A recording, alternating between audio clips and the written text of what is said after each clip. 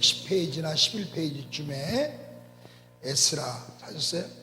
1장 1절부터 3절 페이지로 찾으셔도 돼요. 710이나 711페이지쯤에 찾으셨죠? 우리 같이 한번 천천히 읽어요. 시작.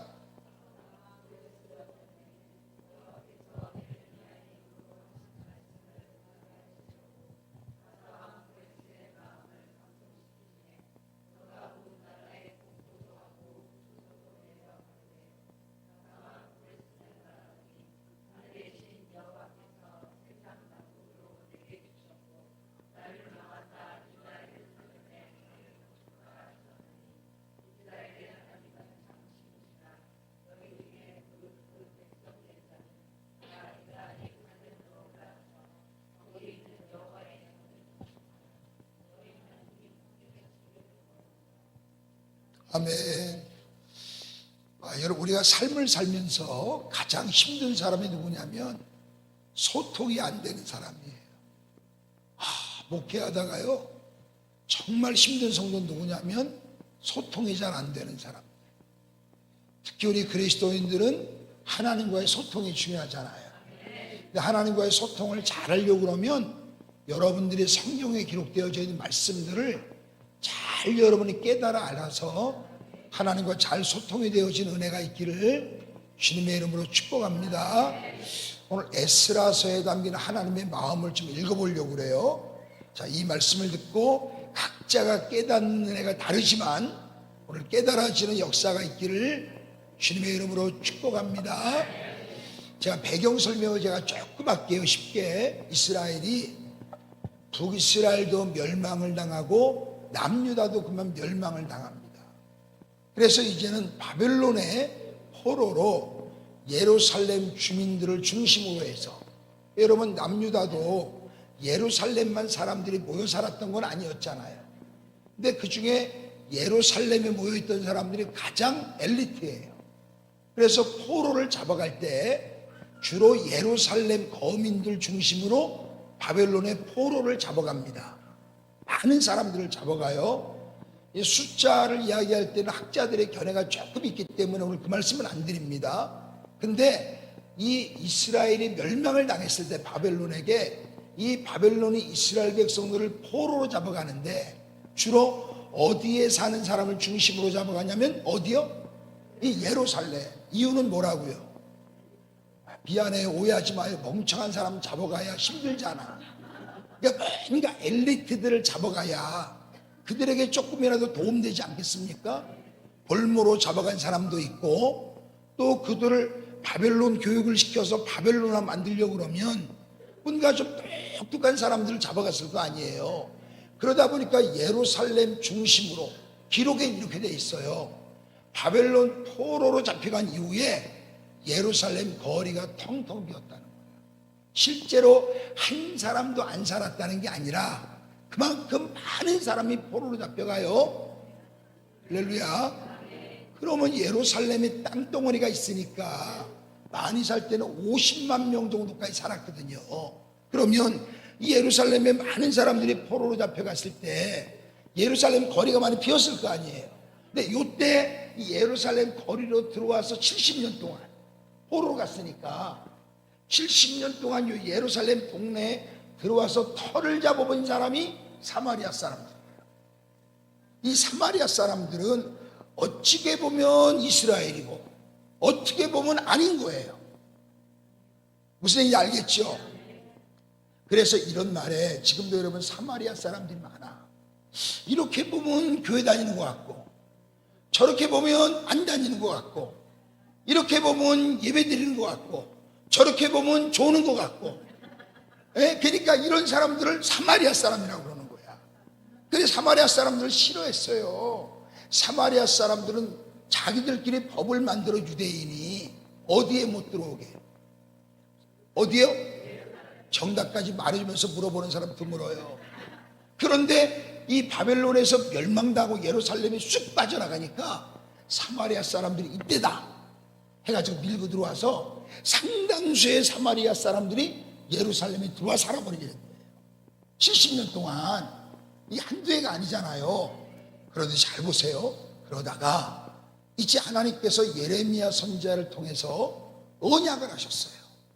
너희가 우상을 섬기고 하나님을 제대로 섬기지 않아서 너희를 바벨론 사람들 손에 붙였다 내가. 이거 바벨론 배후에 누가 계셨어요? 하나님 계셨던 거예요. 내가 너희들을 바벨론 사람들 손에 붙였어. 그런데 내가 너희들을 버리진 않아. 그래서 너희들이 70년 후에 다시 본국으로 돌아올 거야 라고 예언을 해놓으셨어요.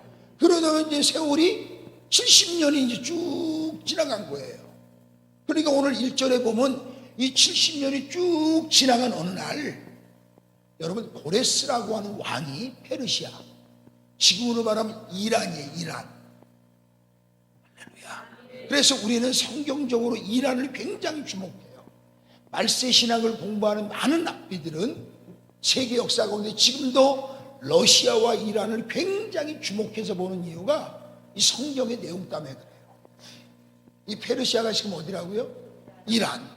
그래서 이란과 러시아의 움직임을 굉장히 보고 많은 성서학자들은 이란과 러시아가 하나가 될 것으로, 한편이 되어질 것으로 내다봐요. 오늘 그 얘기는 어려우니까 안 하고. 할렐루야. 그런데 이 페르시아의 고레스라고 하는 왕이 이렇게 말하는 거예요. 포로로 잡혀 있는 모든 유다인들은 본국으로 돌아가라. 칙령을 발표해요. 칙령을. 그런데 이게 오늘 에스라 1장 1절에 보니까 고레스가 하고 싶어서 한 거예요? 하나님이 고레스를 시킨 거예요? 그렇게 말하잖아. 그죠?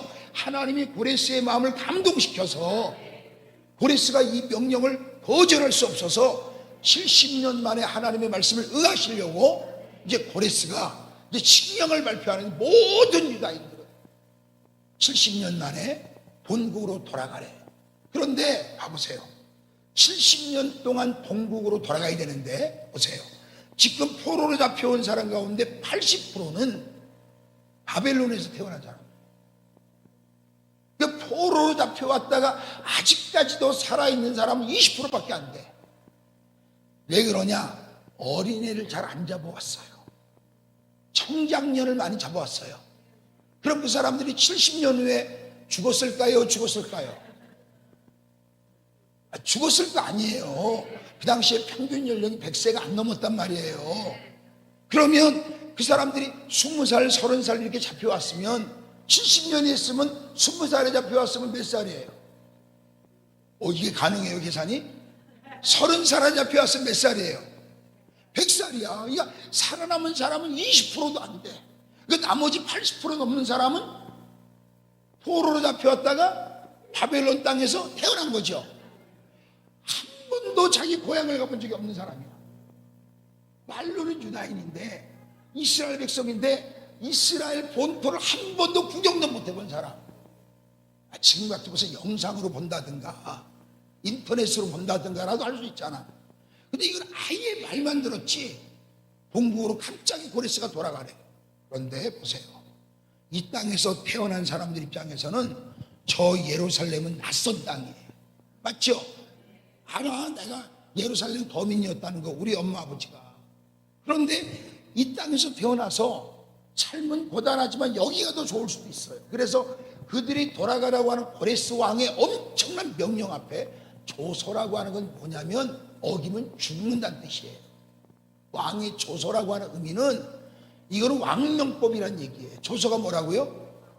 그냥 이건 어기면 죽는 법이 조소예요. 왕이 조소를 내렸다. 우리 한글 번역에 이렇게 되어 있지만 이 조소라는 건 뭐냐면 이 명령을 어기는 한 죽음을 당하는 거야. 그런데 포로로 잡혀왔던 그 수많은 사람이 고레스가 조소를 내렸지만 이게 짐 정리할 시간, 집 정리할 시간, 물건 정리할 시간, 온갖 것이 필요하겠죠. 그래서 한 번에 못 돌아가. 그래서 1차, 2차, 3차에 걸쳐서 포로들이 본국으로 돌아가는 거예요. 이해가 되죠? 그런데 고레스가 하나를 더 말해요. 뭐라고 그러냐면 너희들이 본국으로 돌아가야 될 이유를 너희들의 하나님이 내게 말씀하셨는데 돌아가서 성전을 지으래. 무너진 성전을. 그리고 보세요. 이게 이스라엘 백성들이 봐요. 포로는 아니었지만 애굽에서 노예 생활했죠. 그러다가 430년 만에 그들이 모세를 통해서 홍해를 건너죠. 근데 하나님께서 그들을 꺼내시는 이유를 이렇게 설명해요. 그들로 하여금 나를 예배하게 하리라. 지금 이 포로들도 돌려보내신 이유가 뭐라고요? 예배예요. 결국은 성전을 지으라잖아요. 지금 너희의 살아계신 하나님 내게 너희를 돌려보내라고 그랬는데 그 이유가 뭐냐? 너희들 본토에 돌아가거든 무너진 솔로몬의 제2의 성전을 세우라는 거야. 그런데 자, 여기서 먼저 두 가지를 우리가 짚고 넘어가자고요. 자, 어려운 얘기는 안 할 테니까. 첫 번째 귀환의 책임을 진 사람이 수룹바벨이에요. 이 포로를 귀환하는데 책임자가 있어야 될 거 아니에요. 리더가. 그 리더가 누구라고요? 수룹바벨이야. 이게 굉장히 중요해요. 왜 리더가 첫 번째? 왜냐하면 이 첫 번째 포로로 귀환한 사람들이 주 임무가 성전 건축이에요. 나중에 사람들은 성전 건축의 임무가 좀 줄어요. 성벽을 재건하고. 다시 합니다. 1차로 포로로 귀환하는 사람들, 제일 먼저 귀환하는 사람들이 그 대표가 누구라고요? 수룹바벨이에요. 그럼 수룹바벨이 누군데 하나님이 1차로 포로를 데려가는 책임자였느냐? 역대상 3장에 보면 역대상 3장에 보면 다윗의 후손이에요. 여러분 역대상 3장에 역대상 1장부터 9장까지는 아담부터 해서 족보가 쫙 나와. 예? 그래서 잠이 안 오는 사람은 역대상 1장부터 읽기 시작하면 한 4장쯤에 잠이 와요. 계속 누가 낳고 알지도 못하는 사람들이 계속 나오거든. 그래서 옛날 랍비들이 우스갯소리 했어요. 9장까지 안 자고 읽을 수 있는 사람은 영성이 대단한 사람이다. 한 번에 있는 사람은 계속 역대상 1장부터 9장까지 족보 얘기해. 아담부터. 그런데 역대상 3장에 보면 다윗의 후손들의 족보가 나거든요. 거기에 수룹바벨이라고 해요. 그러면 봐요. 지금 하나님께서 이스라엘 백성들 1차 포로로 돌아가죠. 근데 그 책임자가 누구라고요? 누구의 후손이라고요? 이 말은 하나님이 다윗과 세운 언약은 비록 바벨론에서 나라가 멸망했지만 여전해요. 여전하다는 건 하나님 보여주시는 거예요. 여기서 우린 두 가지 알 수 있어. 하나는 한번 따라할까요? 우연이 없다. 다 필연이다. 이게 에스라서의 주제 중에 하나예요. 우연이 없어. 여러분 이런 거 알아요? 우연이 쌓이면 필연이라고. 오늘 밤에 여러분이 이 자리에 온 것이 우연이에요? 필연이에요?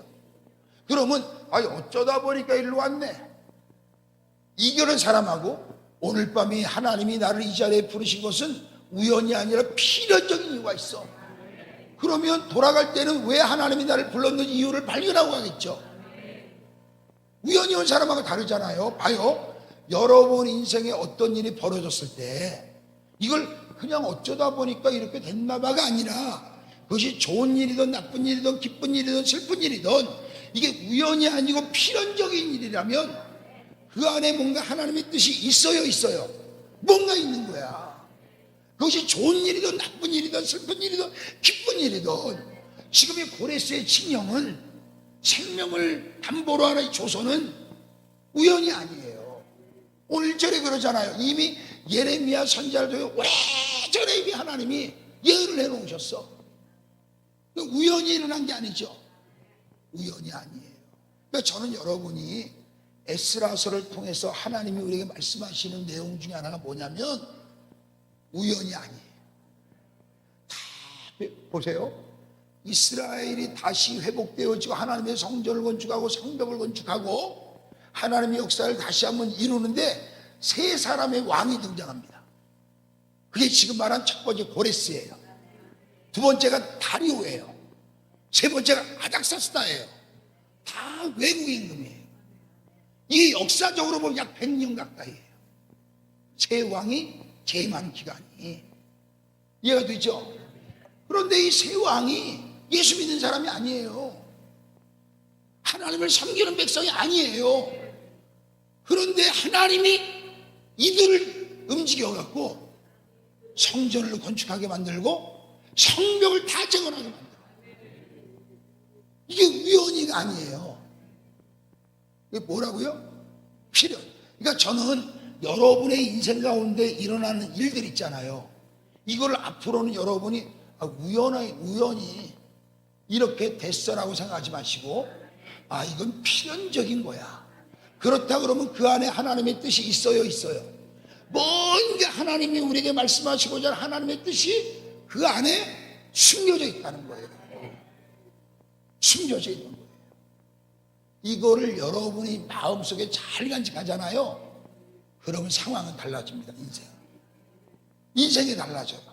내가 오늘 왜 그런 손해를 받는지, 왜 이런 억울한 일을 당했는지, 이런 힘든 일을 당했는지, 왜 이런 사람을 만났는지, 왜 이런 일을 겪는지, 그 일 안에 이것이 우연히 살다 보니까 우연히 이렇게 됐다가 아니라 이 안에 뭔가 하나님의 필연적인 이유가 있다면 뭔가 의미가 있겠죠.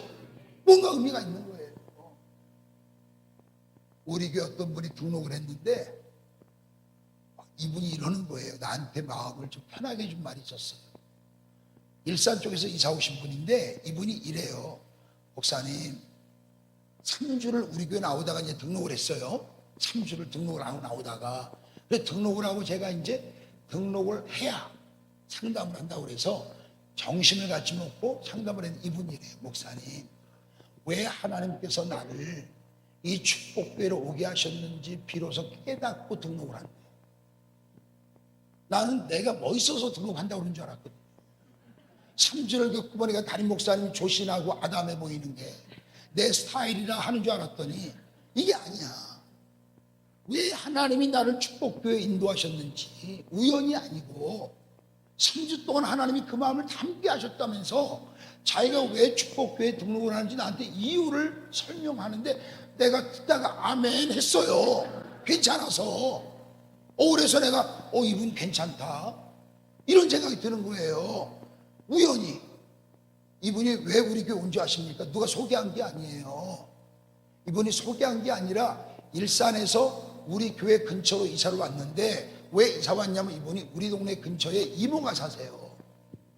그래서 이모님을 어떻게 여러 가지만 사정은 물론 있어요. 조금 어려운 동네로 이사 와야 될 입장이 있었어요. 이게 우리 동네예요. 쌍문동 알죠? 9988 어려운 동네거든 이게. 근데 이모가 아마 이쪽으로 와라. 아파트 값도 싸고.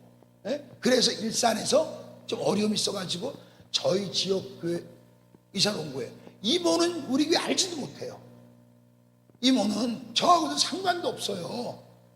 근데 이분이 일산에서 와서 아마 이제 여러 가지 형편상 일산에서 선비동 교회를 못 나가게 생겼나 봐.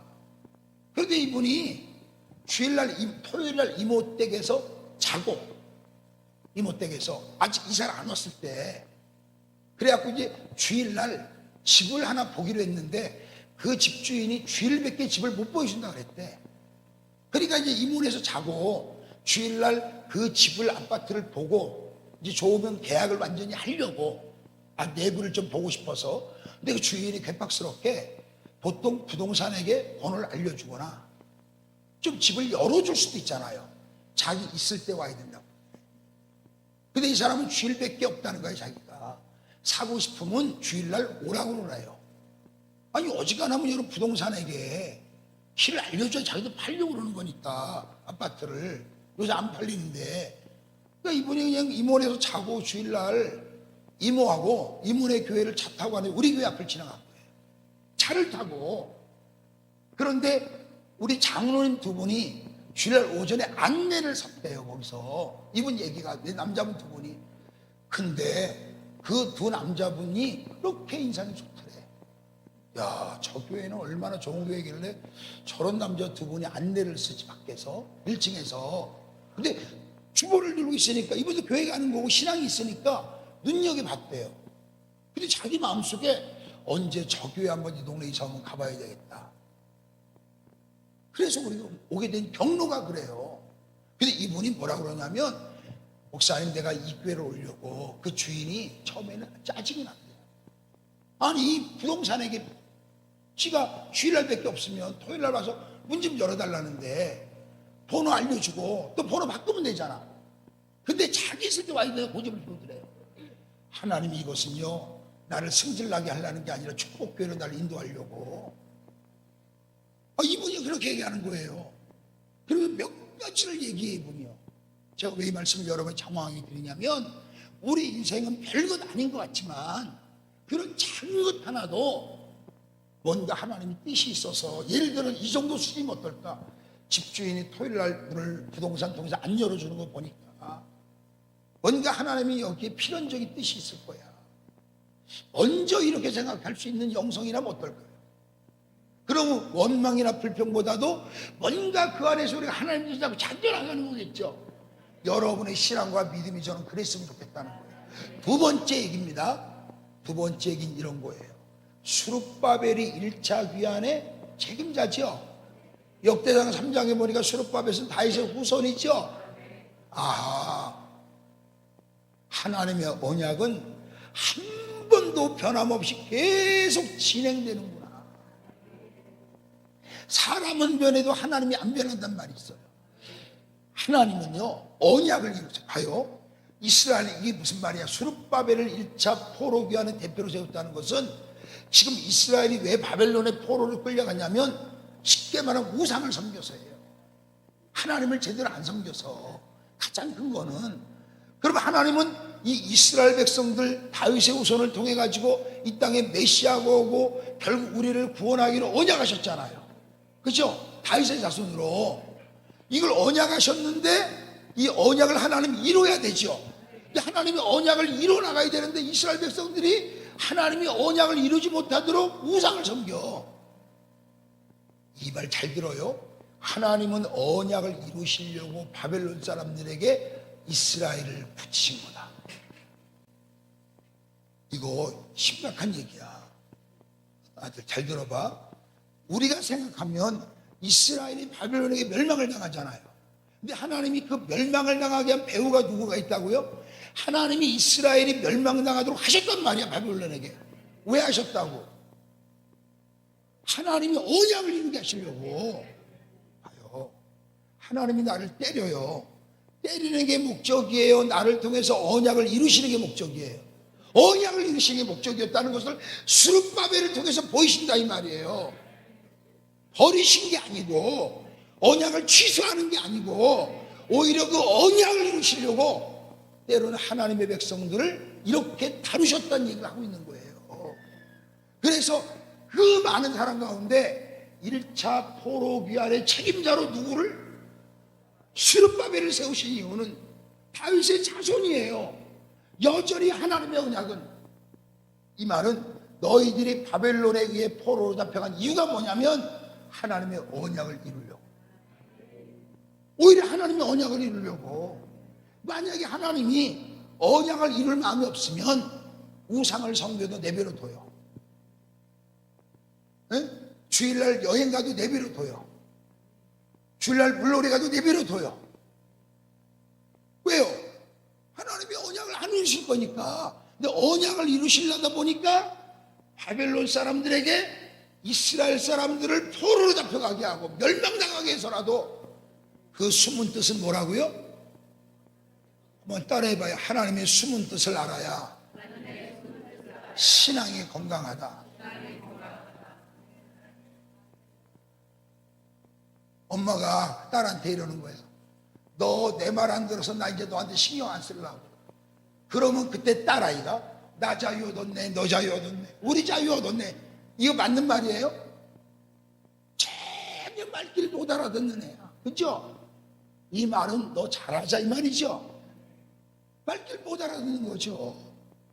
하나님께서 언약을 이루시기 위해서, 이게 여러분 간단한 말 같지만 하나님이 여러분 봐봐요.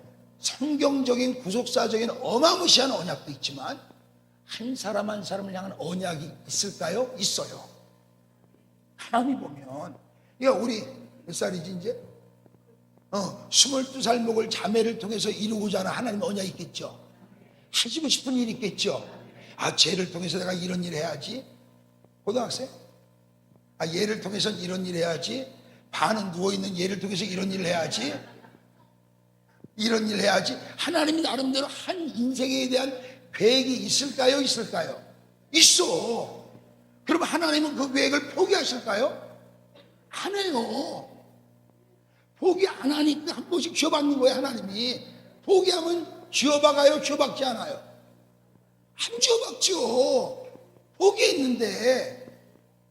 그래서 지금 하나님이 수룹바벨을 1차 1차 포로기 안에 책임자로 세우신 하나님의 마음은 이게 우연이 아니고 그 많은 지파 가운데 다윗의 자손 수룹바벨이 성전 복원의 책임자로 귀환하는 거예요. 보세요.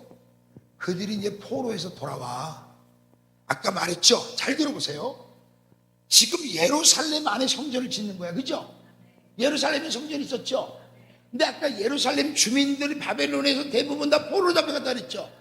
텅텅 빈자리를 누가 들어왔다고? 사마리아 사람들이 들어와 있는 거야. 그런데 포로에서 귀환된 수룹바벨을 중심으로 고레스가 법령을 발표했어요. 성전을 지으라고. 여러분 오해하시면 안 돼요. 페르시아의 고레스가 유다인은 본국으로 돌아가라 그랬다고 그랬죠. 그렇다고 해서 이 이스라엘이 속국에서 벗어난 게 아니에요. 여전히 페르시아의 속국이에요. 고레스의 명령을 어길 수 있어 없어? 못지. 없어요. 그래갖고 이 수룹바벨이 포로로 귀환한 사람들과 성전을 지으려다가 간단하게 말씀드리면 이 예루살렘 땅에 들어와 살고 있는 사마리아 사람들이 방해를 하는 거야. 자기들의 삶의 터전을 잃을 것 같거든. 잘못하다가 자기들이 또 쫓겨날 것 같거든. 또 들려오는 소식이 포로가 계속 돌아온다는 거예요. 그럼 예루살렘 주민들이 돌아오니까 또 그들의 중심인 성전이 여기 다시 세워지면 자기들이 또 쫓겨나게 생긴 거예요. 그래서 음모를 꾸며서 이 사마리아 사람들이 페르시아 왕에게 잘 들어보세요. 상소문을 올려요. 탄원서를. 이 성전을 공사를 중단해 주기를 캄바스 페르시아 왕이 잘 들어보세요. 이걸 딱 받아보니까 상소문을 내전이 일어나게 생긴 거야. 이 성전 짓는 문제 때문에. 할렐루야. 잘 들어봐요. 역사적인 얘기니까. 이 당시에 캄바스라고 하는 왕이 이 상소문을 읽어보니까 이대로 성전 공사를 계속 하겠다가는 그 예루살렘 안에서 이스라엘끼리 사마리아인과 내전이라고 하는 게 일어날 것 같아. 그러면 골치 아프거든요. 그래서 일단 성전 공사 중단 명령을 내려. 쉽게 말하면 우리가 건축을 하는데 민원을 누가 집어넣은 거야.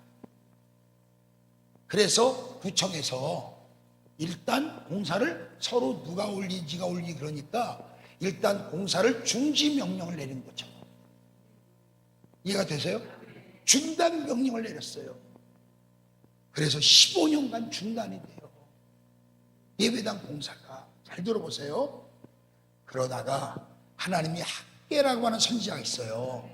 스가랴라는 선지자가 있어요. 하나님이 두 선지자를 통해서 잘 들어보세요.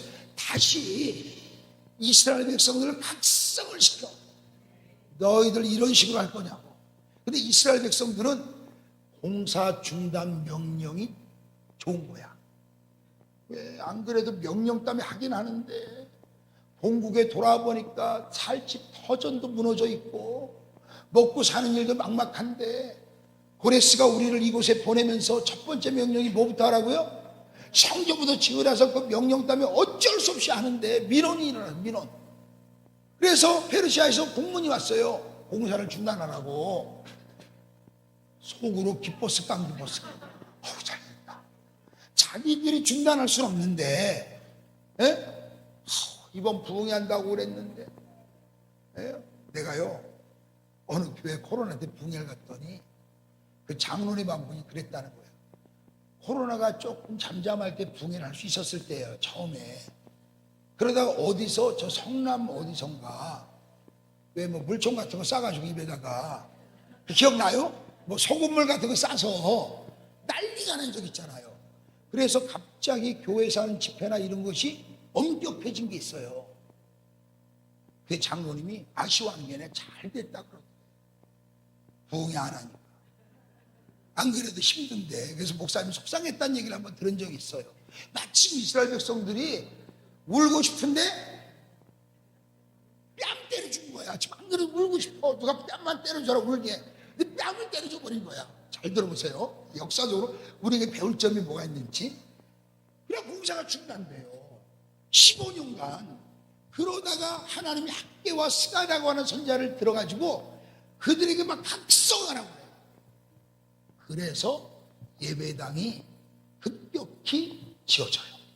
15년 만에. 그런데 성경의 에스라서에 보면 에스라서의 특징이 몇 가지가 있습니다. 이거 좀 어려운 얘기라 말하고만 지나갈게요. 할렐루야. 자는 건 아니죠. 에스라서와 느헤미야는 전부 다 1인칭으로 쓰여져 있어요. 1인칭, 2인칭, 3인칭이 있는데 이거 몰라도 구원 받아요. 할렐루야. 그러니까 1인칭으로. 원래 에스라와 느헤미야서는 한 권의 성경이에요. 70인역으로 번역하면서 두 권으로 나눠진 거예요. 자, 다시 합니다. 어려우니까 그 얘기는 안 하고. 그런데 두 번째로는 에스라에서는 사람 이름이 굉장히 많이 나와. 성전의 물건들의 이름도 많이 기록되어져 있고. 오늘 그런 얘기 하려고 그러는 게 아니에요. 제 얘기를 한번 잘 들어보세요. 그래서 그 당시에 이스라엘 백성들이 다시 학개와 스가라의 말씀을 받아들고 각성을 해서 예배당을 짓는데 어떤 마음이 있었느냐. 그래 힘들어도 하자. 이것만 짓고 나면 대박 난다. 로또도 맞고 집 앞마당에서 소리도 나오고 애도 설대학 가고 있던 병도 싹 없어지고 돈도 왕창 들어오고 장사도 잘 된다니까 참고 하자. 예? 이게 참을만 하잖아. 그래 안 그래요? 참을만. 아니 예배당 지금 짓는 거 힘들어. 근데 이것만 왕복하고 나면 미용실이 줄을 쓴다는 거야 사람이. 예? 손톱하러 저 백리병까지 서 있고 막 경기도에서 오고 전라도에서 손톱하러 오는 거야. 머리하러 오고. 이것만 다 하고 나면 그래서 그거 하나 믿고 이들이 참아요. 참아가지고 왕복을 해요. 왕복했어. 근데 얼마나 크게 졌느냐. 지금 무너진 성전은 솔로몬이 지은 솔로몬 성전이에요. 무너진 거는 지금 지은 건 솔로몬이 제2의 성전이라는데 솔로몬이 지었던 성전보다 크기가 6배가 커. 놀랬죠? 아니 솔로몬 성전은 안 커요. 솔로몬 성전 왜 안 큰지 내가 알아볼까요? 성경에 보면 자기의 왕궁의 반밖에 안 해. 그러니까 왕궁이 2배가 컸어요. 왕이 사는 왕궁이 성전이 2배야. 그러니까 솔로몬 성전은 크기는 안 커요. 솔로몬이 이상한 임금이에요. 좋은 임금 아닙니다. 여러분 솔로몬이 열왕기에 보잖아요. 타락한 제2의 아담으로 여겨 11일 실패한 사람이에요. 솔로몬 성전은. 아담이 처음에 에덴의 성전을 실패했어요. 두 번째 성전이 솔로몬 성전인데 이 솔로몬이 실패했다고 해서 이 솔로몬을 제2의 아담으로 불러 11일 앞에 실패자예요. 솔로몬. 내가 실패자가 근거를 들어볼까요? 하나님이 신명기 17장에 이랬어. 니들이 가나안 땅에 들어가면 분명히 왕 달라고 그럴 거다. 왕. 왜냐하면 봐봐요. 광야를 거쳐서 가나안 땅에 들어가잖아 이스라엘이. 맞아요? 이 가나안 땅에 들어갈 때 세계의 정세가 급변해요. 세계 역사가. 이 학생들 알 거야. 청동기 문화에서 철기 문화로 넘어가요. 철기 문화 알죠? 청동기 문화 들어봤어요? 그러니까 청동기 문화에서 철기 문화로 넘어가면서 가장 바뀐 거 뭐예요? 군사제도예요. 군사. 무슨 제도요? 그 전에는 예비군 제도였어요. 예비군이라는 건 뭐예요? 우리나라도 있잖아. 평소 때는 직장 다니다가 장사하다가 전쟁에 나가면 불려가는 거죠. 모든 국의 역사의 변화를 갖고 와요. 그러면서 조그만 나라들 있잖아요. 나라의 규모를 해봐야 굉장히 작았는데 철기 문화가 세계 역사에 영향을 끼치면 나라의 규모가 커집니다. 덩치가 커져. 왜? 상비군 군사를 거느리기 시작하잖아요. 그러면서 강한 나라가 약한 족속을 집어먹어요. 그러면서 나라의 규모가 커져서 거대한 나라들이 막 나타날 때거든. 그때부터 왕제도가 생기고 부족 시대여서, 그러니까 이스라엘이 시간이 없으니까 봐요. 지금 8시 47분이야. 13분밖에 안 남았어요. 1시간만 설교한다 그랬잖아요. 이스라엘도 왕을 구할 거라는 거예요. 이스라엘이 이상하게 철기 문화를 받아들이지 못했어요. 주변의 지중해 연안의 국가 가운데 이스라엘이 제일 늦어. 철기 문화가, 그 나라가 제일 늦어. 그 민족에 왕이 없는 거야. 이 왕이 있어야 뭔가 체계적으로 수입하고, 그죠? 체계적으로 교육하고 체계적으로 그 문화를 습득할 거 아니에요. 근데 다른 나라는 잘못도 왕이 있는 거야. 그러면서 이스라엘이 쪼그라들어요. 그래서 우리도 왕을 달라는 거야. 잘 들어보세요. 이거 얘기가 깊으니까 깊은 얘기는 여러분 안 해요. 그래서 왕을 구해요, 그들이. 그래서 모세가 신명기 10장에 예언을 해요. 왕이 되는 사람은 3가지를 갖지 말라. 하나는 병마를 많이 두지 말라. 말. 그리고 절대로 외국에서 병마를 자기 나라에서도 많이 안 둬야 되는데 다른 나라에서 병마는 수입을 하지 말라는 거예요. 왜? 세상 말, 병마, 전쟁에 쓰는 말, 의지하지 말고 하나님을 의지하라는 뜻이에요. 두 번째, 정략적으로 우상 때문에 아내를 많이 두지 말래요. 아내. 근데 아내가 1000명이야, 솔로몬이. 1000명이 넘어요. 예? 그 다음에 금을 많이 두지 말래. 얼마나 솔로몬이 금을 많이 뒀냐면 방패를 금으로 만들었대, 성경에. 금방패가 나와요.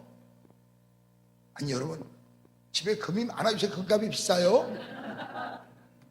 아니 상상해봐. 솔로몬은 이 금방패를 누가 들었느냐, 역사에 보면 왕을 지키는 7인 부대가 있어요. 그게 한 700명, 800명 됐대요.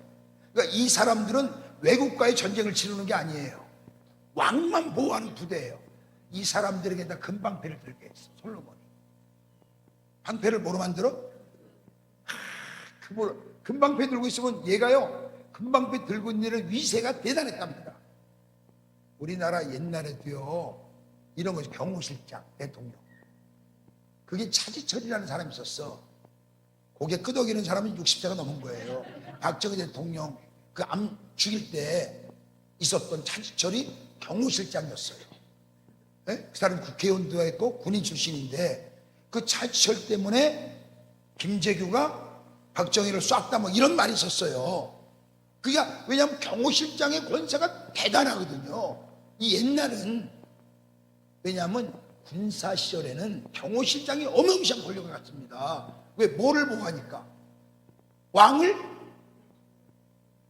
만약에 김정은이가 그런데네요, 그 탈북한 분들이 TV 나와서 이제 만나러 갑시다라는 프로가 있어. 이제 만나러 갑시다. 이만강 본 적 있어요? 본 적 있죠? 거기서 탈북자 고위 관계자 가서 얘기하는 걸 제가 들었어요. 그걸 어느 목사님이 북한 선교를 하려면 그걸 좀 들어봐야 되는데, 그 사람이 증언하는데 보위부대, 거기 붙여 앞에 친위 보위부대. 얘네들은 김정은을 지키는 애들. 얘네들은 계급하고 관계없이 막강하답니다, 권세가. 왜요? 얘네들이 돌변하면 누굴 죽일 수 있어요? 김정은을 죽일 수 있는 거야. 그러니까 여러분 봐요. 700명 정도 되는 솔로몬의 왕을 지키는 7인 부대가, 그 대장이 다른 마음을 먹으면 솔로몬 어떻게 돼? 죽어요. 그래서 얘네들은 금방패를 들고 다니면 아무도 못 건드렸대요. 그래서 금방패를 만든 거예요. 아멘님들 뭐 고개라도 끄덕여 봐봐요. 아, 그래도 그렇지 방패를 금으로 만듭니까? 얼마나 금이 많으면 이해가 되죠? 솔로몬 그래 실패했어요. 오늘 무슨 얘기하다 여기까지 갔는지는 나도 알 수가 없지만 하여튼 참고만 여러분 하시고, 뭔 얘기까지 했어요? 금은 아까 지나갔어요. 할렐루야. 다시 오늘 본문으로 다시 돌아갑니다. 그래갖고 이거 우리가 예배당만 지으면 대박 나는 거야. 그런데 예배당을 지고 나서 1년이 지났어. 2년 지나서 더 쪼그라들어 삶이. 애는 여전히 취직을 못해요. 이번에 또 떨어져서 대학에. 분명히 서울대학 갈 줄 알았는데 인서울도 못한 거야 애가. 사업은 점점 힘들어. 이러면서 이스라엘은 또다시 타락의 길로 접어듭니다. 타락의 길. 이게 에스라가 굉장히 중요한 성경이에요. 왜냐? 이때 에스라가 2차 귀환의 책임을 맡고 돌아와요. 이게 지금 1차 귀환 얘기한 거예요 지금까지. 에스라서 설명하기 위해서 에스라는 돌아와서 뭐 했느냐? 그들의 잘못되어진 영적인 문제를 다루는 사람이 에스라예요. 왜 이렇게 됐는지 제가 설명했죠. 그럴 수 있잖아. 예배당만 지으면 대박 날 줄 알았다니까. 근데 대박은 안 나도 좋은데, 쪽박이는 안 차면 좋은데 쪽박 차는 사람들이 자꾸 나오는 거야. 그때 여러분 이 사람들이 신앙의 회의를 느껴요. 그러면서 회의 정도가 아니라 신앙이 타락해요. 그래서 보세요. 제 얘기 잘 들어봐요. 노인들이 솔로몬의 성전보다 6배가 큰 예배당을 졌죠. 포로들이 돌아와서, 잘 들어봐요. 그 예배당 앞에서 노인들이 울어 성벽에. 오해하지 마요. 야, 드디어 무너진 예배당을 6배나 크게 져서 좋아서 온 게 아니에요. 이 노인들이 울어요. 어떤 의미를 갖고 왜 노인들이 우는지 아십니까?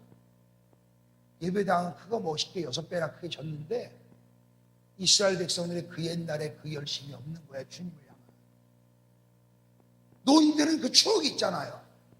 여기 우리 나이 드신 분들, 신앙생활 오래 하신 권사님들, 예수님 한 분이면 충분했던 거 있었잖아. 왜요? 우리가 지금은 이런 걸 써서 해요. 옛날엔 다 3시간 했어. 그죠 목사님? 옛날에는 우리가 금요철에 하면 그냥 기도 3시간은 기본이었어요. 권사님 그래 안 그래요?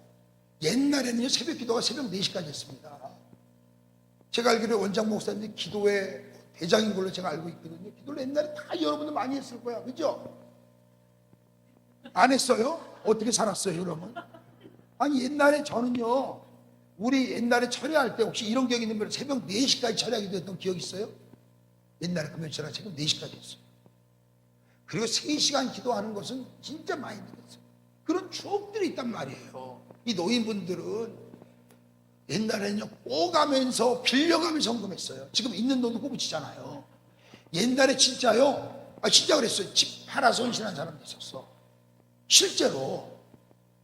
지금 그러라고 안 그럴 테니까 그 옛날에 집을 줄여가면서 헌신했고요. 진짜 먹을 거 안 먹고 정말 헌신해서 한국교회가 여기까지 왔어요. 그 주님을 향한 뜨거움과 열심히 있었어요. 그런데 노인분들이 보니까 예배당은 크게 잘 졌어. 그런데 하나님을 향한 그 옛날에 뜨거움은 없는 거야. 그 열정은 사라져 있는 거예요. 그래서 울어요. 그리고 그들은 그 예배당만 지으면, 그 어렵게 성전만 지으면 이 땅에서 인생이 기가 막히게 잘 될 줄 알았어요. 그런데 아니야. 내가 어젯밤에 잠깐 얘기했잖아. 여러분 오해하지 말고 그냥 들어요. 편안하게. 신앙생활 잘해야 결혼을 잘한다. 신앙생활 열심히 하면 이쁜 여자 얻는다. 이게 진리라면 나는 완전히 실패한 목사입니다. 여러분 또한 역시 그럴 수 있어 없어요? 야, 어지간한 사람하고 사시나 봐. 아니, 그럴 수도 있잖아요. 그게 신앙의 최고봉이 아니잖아요. 맞아요, 안 맞아요? 여러분의 자녀들 어떻게 다 서울대 갔나요? 말 못할 사연들 있잖아. 다 우리가요. 안 그렇잖아, 여러분요. 그러니까 이게 영적인 타락이 와요. 여기서 중요한 게 하나 있어요. 열왕기상, 열왕기하, 역대상, 역대하의 성경은 이스라엘의 솔로몬 이후에 두 나라로 나뉘어져서 왕들의 이야기죠. 그리고 결국은 이 나라들이 멸망하죠. 북이스라엘은 720년에 아수르에, 여기는 586년에 바벨론에게. 그래서 완전히 이스라엘은 멸망당하죠. 예? 이게 역대기 이야기와 열왕기의 성경이에요. 왕들이 어떻게 타락했고 어떻게 나라가 멸망하는지를 보여주는 게, 잘 들어보세요. 역대기와 열왕기 성경은 성전이라 그러면 솔로몬 성전, 그들이 눈으로 보이는 그 성전만 성전이었어요. 이해가 돼요? 그런데 잘 들으세요. 에스라와 느헤미야 성경이 우리에게 중요한 화두를 던져요. 이게 무슨 말이냐? 여러분 이걸 잘 보셔야 돼요. 지금 신약시대 때잖아. 지금 그죠? 지금의 성전은 구약의 성전하고는 다르죠? 맞아요? 지금은 어디까지 가냐면 여러분이 하나님의 성전이죠. 한 사람 한 사람이 성전인 게 맞아요? 그런데 지금 우리가 이렇게 받아들이지만 역대기 시대나 열왕기 시대로 돌아가면 말도 안 되는 소리예요. 네가 무슨 성전이야? 그건 성전이 아니야. 성전은 우리가 지금 보는 저 솔로몬의 성전만 성전이야. 왜? 잘 들으세요. 어떤 성전도 인정 안 해요. 중앙 정부할 때 중앙 성소 제도라는 걸 만들어요. 그래서 중앙 성소 제도를 위반한 사람이 여로보암이야. 여로보암. 몰라도 아는 것처럼 흔들어야 돼 진짜. 여러분 봐봐요. 솔로몬의 아들 르호보암과 또 다른 사람 여로보암이 나라가 분열되죠. 그런데 중앙 성소 제도가 때문에 이 여로보암의 백성들, 북이스라엘, 이 사람들도 절기 때가 되고 예배 때가 되면 예루살렘으로 가려는 거야. 왜? 중앙 성소제니까 반드시 거기를 가야 돼. 그 당시는. 그래서 거기를 가면 자기 백성을 잃어버릴까 봐 베델과 단에 금송아지 만들죠. 못 가게. 여로보암이 그 당시에 율법을 어긴 거예요. 그러니까 이 사람들의 사상은 그들의 눈에 보이는 성전 있잖아요. 그것만 성전이었어요. 그런데 오늘날 성전은 눈에 보이는 것만 성전이 아니라 우리가 성전이라는 거야. 이 중간에 가교 역할을 한 게 에스라와 느헤미야. 하나님은 에스라와 느헤미야를 통해서 성전의 개념이 달라져요. 에스라서가, 느헤미야서가 어떻게 달라지냐? 그때 성전은 솔로몬 성전만 성전이에요. 이해가 돼요? 근데 에스라와 느헤미야를 통해서 성전의 개념이 확장이 되는데 어떻게 확장되느냐? 한번 따라해봐. 성벽도 성전이다. 언약의 백성들도 성전이다. 다시 합니다. 성전의 개념이 그전에는 우리가 예배하는 솔로몬 성전, 지금 지은 성전만 성전이에요. 예? 그런데 에스라와 느헤미야를 통해서 성전이 확장되어지는데 성벽도 성전이고 언약의 백성들도 성전이라는 걸 알려요. 우리가 하나님의 성전이에요. 자, 제가 한번 여러분에게 의미 있는 얘기 하나 던져볼게요. 마지막으로 예루살렘은 히브리 사람들이 일반적으로 지켜야 될 게 성전과 성벽이에요. 그래서 왜 느헤미야가 성벽이 무너졌다라고 하는 것 때문에 울죠. 느헤미야 1장에. 그리고 느헤미야는 어떤 사람이냐? 평신도의 대표예요. 평신도의 대표인 느헤미야가 예루살렘에서 무너진 성벽을 다시 재건하잖아요. 자, 보세요. 그러면 이스라엘 사람들 입장에서 두 개를 지켜야 돼. 하나는 성전, 하나는 성벽. 그런데 성전은 제사장이 지키는 거예요. 레위 사람들이. 성벽은 백성들이 지켜요. 여러분 잘 들어보세요. 내가 여러분의 퀴즈 한번 내볼게요. 성전의 책임자가 누구라고? 제사장. 근데 제사장이 문제가 있어. 이거 좀 오해받을 만한 얘기인데 이해하세요? 제사장이 문제가 있어. 제사장이 아파. 어떤 죄악성과 문제가 있어. 에? 그럼 제사장이 사라졌어요. 에? 그러면 그 레위 지파 가운데 그 다음 대를 이을 제사장은 늘 대기예요. 그 제사장을 다시 세우면 돼요, 안 돼요? 되지. 아니, 저희 축복교회에서 저는 조기 은퇴한다고 그랬더니 만약에 내가 은퇴를 했어, 아니면 죽어버렸어, 그러면 우리 교회 무너지지 않아요. 또 다른 담임 목사가 오면 돼요. 되는 거야. 네? 그런데 잘 보세요. 이 원리가 얼마나 신기하냐면, 근데 성전이 무너졌다는 건 제사장이 무너진 걸 말해요. 제사장이 무너져도 또 다른 제사장을 세우면 성벽만 안 무너져 있습니다. 성벽은 누가 지키느냐면 백성들이 지켜요. 잘 보세요. 성벽만 안 무너지면 제사장은 새로 세우면 돼. 그런데 성벽이 만약에 무너지잖아. 그러면 성전은 무너져요. 성전을 지켜주는 게 성벽이에요.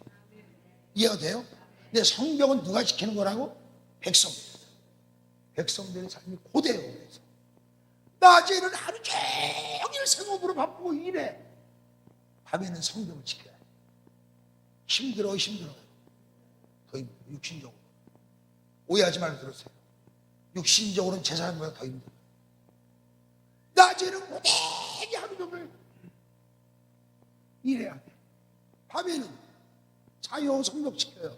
또 성벽 지켜야 돼. 왜? 성벽이 무너져 버리면 성전 무너져요. 자, 여러분이 성벽이에요. 여러분은 아무도 교회 안 나가. 나 혼자 예배드려. 그래도 교회라고 그럴 수 있지만 교회적 기능은 하나도 못해요. 맞아요? 아니, 오해하지 말고 들어야 돼. 제 얘기요. 나 하나 사라져. 아쉽긴 해도 우리 교회에서 또 다른 좋은 목사님 세우면 돼요. 나 가라는 얘기입니까? 왜 아멘을 안 해요? 무슨 얘기인지 이해가 돼요? 하나님은 그래서 이 에스라와 느헤미야서를 통해서 우리에게 알려주는 것 중에 복음이 하나가 뭐냐면 평신도의 성벽 사역이 너무 중요하다는 걸 알려줘요. 여러분의 사역이 너무너무 소중하다는 거야. 여러분이 뭐를 지켜야 되는 성벽을 지키는 것 같지만 여러분의 삶이 무너지지 않아야 돼요. 봐봐. 여러분의 삶이 무너지면, 예? 여러분의 삶이 무너져. 그게 여러분의 성벽이, 여러분의 삶이 무너지면 성전도 무너져요. 맞아요? 예를 더 아주 그냥 아주 극단적인 예를 들어볼까요? 교회가 돈이 있어야 돼요, 있어야 돼요. 이 다니엘 빈적 기도도 돈이 필요해요, 필요해요. 아니, 목사님, 우리는 돈 필요 없고 예수님만 있으면 됩니다. 이러지 마. 괜히 고상하게 해요. 현실 돈이 있어야 돼요. 그러면 여러분이 돈을 벌어야 되잖아. 그래서 헌금도 하잖아, 우리가 보통 보면. 그래서 유지가 되고 세금도 내고 운영이 될 거 아니에요. 근데 여러분이 경제적인 성벽이 다 무너졌어. 에? 그러면 성전을 지켜낼 수 있어요? 없어. 못 지켜내요. 맞아요? 그러면 여러분의 성벽을 지켜야 되는 이유는 뭐예요? 성전을 지키기 위해서 성벽을 쌓는 거예요. 미용실이 잘 돼야 되는 이유가 뭐예요? 성전을 지켜내기 위해서예요. 그 사명이 우리에게 있다는 거예요. 내가 직장 생활을 열심히 해야 되는 이유가 뭐예요? 직장의 성벽을 진급하고 돈 많이 벌고 넓은 집 사는 게 최종 목표가 아니에요. 그것도 나쁜 목표는 아니지만 가장 귀한 목표는 그래야 내가 성전을 지켜낼 수 있단 말이에요. 공부를 왜 열심히 해야 되는 줄 알아? 학생의 성벽을. 그래야 내가 하나님의 성전을 지켜낼 수 있는 거예요. 그래서 성벽을 지켜내는 일이 힘들어요. 왜 성벽을 지켜내? 그래서요, 외세의 침략은요, 여러분, 성전의 이스라엘과 수많은 나라들이 전쟁을 칩니다. 그렇죠? 하나님의 성전에 손댄 나라는 2개밖에 없어요. 2개. 하나님의 성전에 손을 댄 나라는 바벨론과 로마예요. 아무도 성전에 손을 못 댔어. 왠지 알아요? 전쟁엔 졌지만 성벽을 백성들이 지켜냈던 거예요. 그러니까 성전이 지켜졌던 거예요. 그런데 여러분 잘 보세요. 로마의 10번째 황제였던 디도 장군의 신분으로 예루살렘 성전을 무너뜨려요. 바벨론이 오늘 복원하는 성전을 무너뜨려요. 그런데 왜 무너지지 아십니까? 성전이? 성벽이 무너졌다. 성벽이 안 무너지면 성전은 지켜내요. 그래서 학사 에스라와 느헤미야를 통해서 우리 평신도들의 사역이 때로는 오해를 받아. 느헤미야서 에스라 공부하면 제사장보다 더 중요한 것처럼 여겨. 맞아요. 이유는 뭐냐? 지금 제가 설명했잖아요. 성전을 지켜내는 사람들. 제사장이 성전을 지키는 것처럼 보여요. 맞아요. 그런데 이 성전을 지켜내는 것은 성벽이 지키는 겁니다. 여러분이 성벽을 잘 지켜내셔야 돼요. 성벽이 무너지지 아니하도록. 할렐루야. 그러니까 여러분이 말했죠. 그 성벽도 이제는 성전의 개념으로 들어왔다고. 맞죠? 그러니까 직장도 여러분의 성전인 거야. 왜? 그 직장이라고 하는 성벽이 무너지면 성전도 무너지니까 그게 곧 성전이라는 뜻이에요. 이해가 돼요? 그러니까 여러분의 성전의 개념이 확장돼요. 그래서 신약 성경의 성전의 개념과 구약 성전의 성전의 개념에 다른 역할을 해준 사람이 에스라와 느헤미야라는 것이에요. 이해가 되죠? 여러분이 하나님의 성전인 거예요. 여러분의 몸뚱아리가 하나님의 성전이라는 일은 단순한 뜻이 아니에요. 여러분이 하는 일이 성전이라는 거예요. 왜 성전이라고? 여러분이 성전을 그래야 지켜내는 사람이니까. 하나님의 일을 할 수 있잖아요. 여러분이 하나님의 일을 할 수 있고 하나님의 일을 이룰 수 있으니까 여러분이 여러분의 성벽을 지켜내야 된다는 걸 성경이 말하는 거예요. 다시 말해요. 성벽이 무너지면 성전은 무너집니다. 그게 안 무너지도록. 그게 힘들어. 여러분의 삶이 낮에는 일하고 밤에는 성벽을 지키느라 보초를 또 돌아가면서 얼마나 힘들어. 나는요, 악사에스라를 공부하면서요, 내가 반성한 적이 있어요. 제사장은 해가 지면 일정한 때에 잠을 잡니다. 아침에 분향을 하려고. 그런데 그날 밤 잠을 못 자고 성벽에서 이 성벽을 지켜내는 것은 평민들이에요. 그래서 고단한 삶을 산다. 육체적으로는. 영적으로는 중요한 일은 제사장이 합니다. 영적인 중요한 일은, 지금도 목사님들이 영적으로 중요한 일은 목사님들이에요. 설교하고 영적으로 지도하고 영적으로 말씀을 가르치고, 그죠? 영적인 중요한 일은 여전히 지금도 목사님들 우리가 해요. 그런데 나는 깨달은 게 있어요. 목사를 하나님이 하시지만 한번 따라, 목사님을 지켜내는 건 성도들이 하는 거다. 이걸 오늘 알게 된 거야, 제가요.